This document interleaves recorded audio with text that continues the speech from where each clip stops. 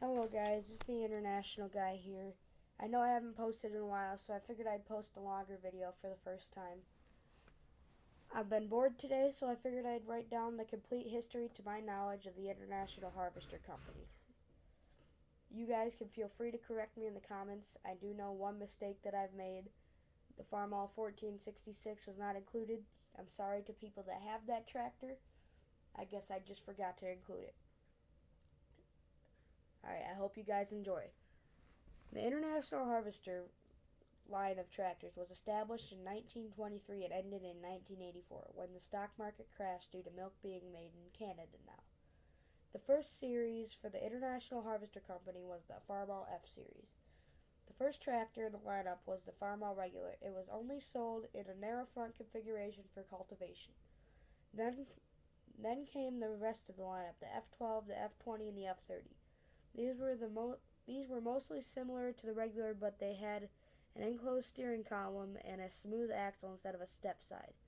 Then in 1932, the Farmall Letter Series came out. These tractors had sheet metal on them for a nice sleek look. The series lineup was the Farmall A, the Farmall B, the Farmall C, the Farmall H, and the Farmall M. The Farmall M had many configurations, such as the M diesel and the M torque amplifier. The Farmall B also had a different configuration for it too, the Farmall BN. The BN was skinnier, so it was easier to see while cultivating. In 1951, Farmall released the Super Letter Series, which added 5 more horsepower to the original Letter Series. Then in 1954, the International Harvester Company released the 100 Series. This lineup of tractors had a rounded front and just like the Letter Series for less wind resistance.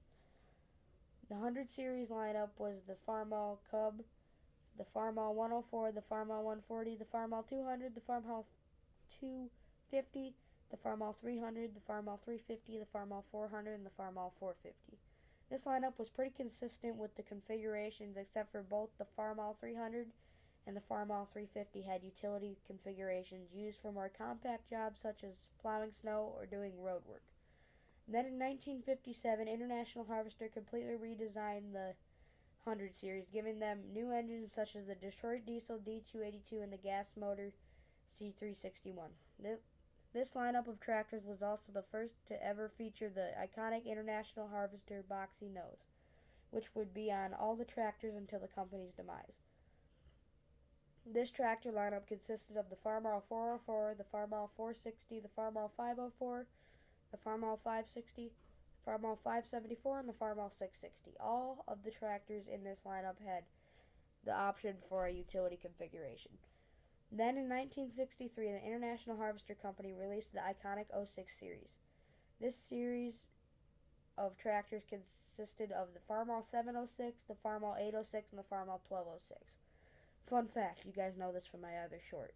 Did you guys know that the Farmall 1206 is International's first tractor to ever exceed 100 horsepower, clocking in at 110 horsepower? Then in 1967, the 06 series was replaced by the International Harvester 56 series, consisting of the Farmall 656, the Farmall 756, the Farmall 856, and the Farmall 1256. The International Harvester 656 came with a hydrostatic transmission option for easier loader operation. In 1971, International Harvester released the 26 series.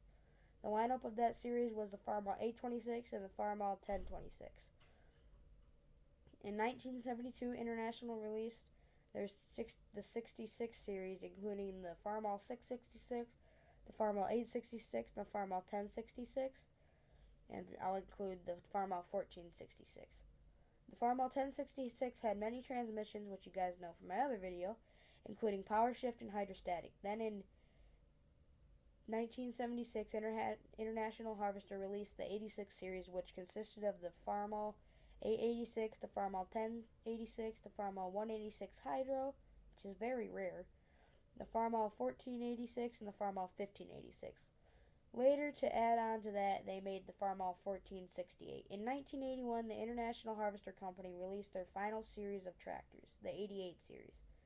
The 88 series consisted of all of the Farmall 3288, the Farmall 3788, the Farmall 4288, the Farmall 5288, the Farmall 5488, and the Farmall 7288. You could either have all of these tractors in two-wheel drive or articulated four-wheel drive, which I call the anteaters.